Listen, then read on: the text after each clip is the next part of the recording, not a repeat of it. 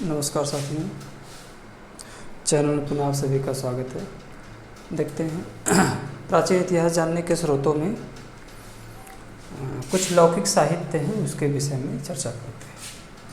तो लौकिक जो साहित्य हैं, लौकिक साहित्य में ऐतिहासिक और समसामयिक साहित्य शामिल किए गए हैं। तो प्राचीन इतिहास जानने के स्रोतों में बहुत सारे ऐसे ऐतिहासिक और समसामयिक ग्रंथ हैं जिससे प्राचीन इतिहास को जाना जा सकता है, समकालीन स्थिति को जाना जा सकता है। उसके अंतर्गत है पहला अर्थशास्त्र, जो बहुचर्चित ग्रंथ है अर्थशास्त्र। यह छोटी कक्षाओं से भी पढ़ते आ रहे हैं, लेकिन देखते हैं इसके विषय में। अर्थशास्त्र जिसकी रचना किसने किया था?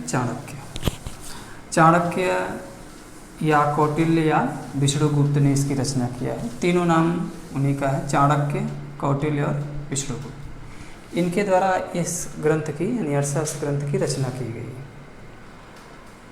यह भारत का पहला राजनीतिक ग्रंथ है ना।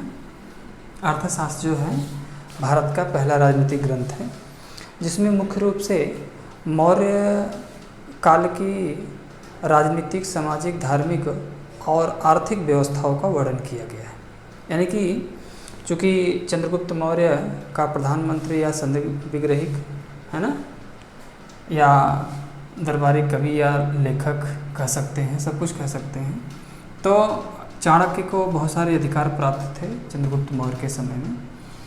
तो अर्थशास्त्र जो पुस्तक लिखी गई, यह भारत का पहला राजनीतिक ग्रंथ रहा जो मौर्य काल की सामाजिक, राजनीतिक, धार्मिक, आर्थिक व्यवस्थाओं का वर्णन करता है। 6000 इसमें श्लोक शामिल किए गए हैं और 15 खंडों में यह विभाजित है ना। अर्थशास्त्र जो है 15 खंडों में विभाजित है, जिसमें से दूसरा और तीसरा जो खंड है ये सर्वाधिक प्राचीन है।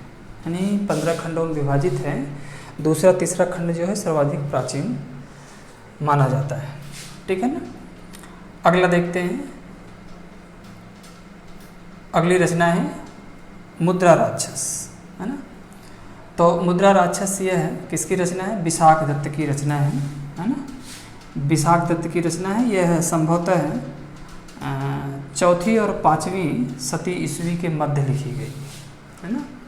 चौथी और 5वीं शताब्दी ईस्वी के मध्य लिखी गई है। इसमें मुख्य रूप से नंद वंश के पतन का और मौर्य वंश की स्थापना का उल्लेख किया गया है ना।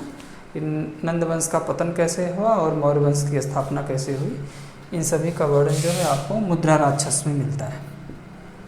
अगली रचना देखते हैं, पाणिनि। जैसा कि पूर्व में भी जानते हैं कि अष्टाध्यायी है ना, पाणिनि का अष्टाध्यायी है और पतंजलि का, महर्षि पतंजलि का महाभाष्य है।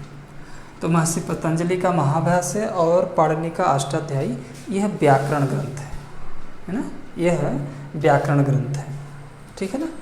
आगे देखते हैं, कालिदास की रचना है, महाकवि कालिदास की रचना है। तो महाकवि कालिदास की रचनाओं में बहुत सारे आप कन्फ्यूजन भी करते हैं, और महाकवि कालिदास की रचनाओं में जब ये पूछ देता है कि कौन सा खंड काव्य है, कौन सा नाटक ग्रंथ है, कौन सा महाकाव्य है, तो उसमें आप कन्फ्यूजन पैदा कर देते हैं। ठीक है ना। तो इसमें देखते हैं कौन कौन सा है, खंड काव्य कौन कौन से हैं कालिदास के। तो मेघदूतम और ऋतुसंभवम, यह क्या है? मेघदूतम और ऋतुसंभवम क्या है? यह खंड काव्य है। ठीक है ना। नाटक ग्रंथ कौन से हैं? नाटक ग्रंथ 3 हैं, मालविकाग्निमित्रम, विक्रमोर्वशीयम और अभिज्ञान शाकुंतलम, है ना। यह 3 क्या है? नाटक ग्रंथ हैं। 2 महाकाव्य हैं कालिदास के, 2 महाकाव्य हैं। कौन सा? रघुवंशम और कुमार संभवम। ठीक है ना। तो रघुवंशम, कुमार संभवम यह महाकाव्य है। तो अब ये आप 3, 2, 5, 2, 7, ठीक है ना, ये 7 रचनाएं हैं महाकवि कालिदास की। तो इसके अलावा ये तो जानते ही रहिए, इसके अलावा जब ये पूछ देता खंड काव्य, नाटक ग्रंथ या महाकाव्य, तब ये कन्फ्यूजन हो जाता है ना। तो इस तरह से इसमें आपको मैं एक ट्रिकी माध्यम बता दे रहा हूँ और वो आप याद कर लेंगे तो आपको कभी नहीं भूलेगा, ठीक है ना। त्रिकी माध्यम क्या है कि जैसे खंड काव्य दिया है तो इसका पहला अक्षर ले लेंगे, तो इसे लिख लेंगे खमेरी, है ना, खमेरी लिख लेंगे, ठीक। और नाटक ग्रंथ है तो नामावी, नामावी, ठीक है ना। और जैसे महाकाव्य है तो मरकू, है ना, मरकू, ठीक है ना। अब आप इसे डिफिनेशन कर लीजिए। ख से खंड काव्य, है ना, तो खंड काव्य क्या है, मेघदूतम ऋतुसंभव। ना से नाटक ग्रंथ जो है मालविकाग्निमित्रम विक्रमोर्वशीयम अभिज्ञान शाकुंतलम। म से महाकाव्य है तो रघुवंशम कुमार संभव। यह क्या है, ये ट्रिकी माध्यम है, ट्रिकी माध्यम है, ये आपको कहीं लिखा हुआ नहीं मिलेगा। और इस तरह से ट्रिकी मैंने बनाया है, तो आप इस तरह से याद कर लेंगे यदि, तो यह आपको समझने में आसानी हो जाएगी, कोई कन्फ्यूजन नहीं आपको होगा। तो इसे खमेरी, नामावी और मरकू याद कर लेंगे तो आपको याद हो जाएगा। तो मुझे विश्वास है कि आगे भी लौकिक साहित्य में आगे भी कुछ ग्रंथ हैं, पिछली वीडियो में आपको बताऊंगा। अनवरत क्लास मेरा अटेंड करेंगे तो सब कुछ आपको जानकारी प्राप्त हो जाएगी। और नेक्स्ट वीडियो के साथ मिलेंगे, तब तक के लिए बहुत बहुत धन्यवाद, बहुत बहुत शुभकामनाएं।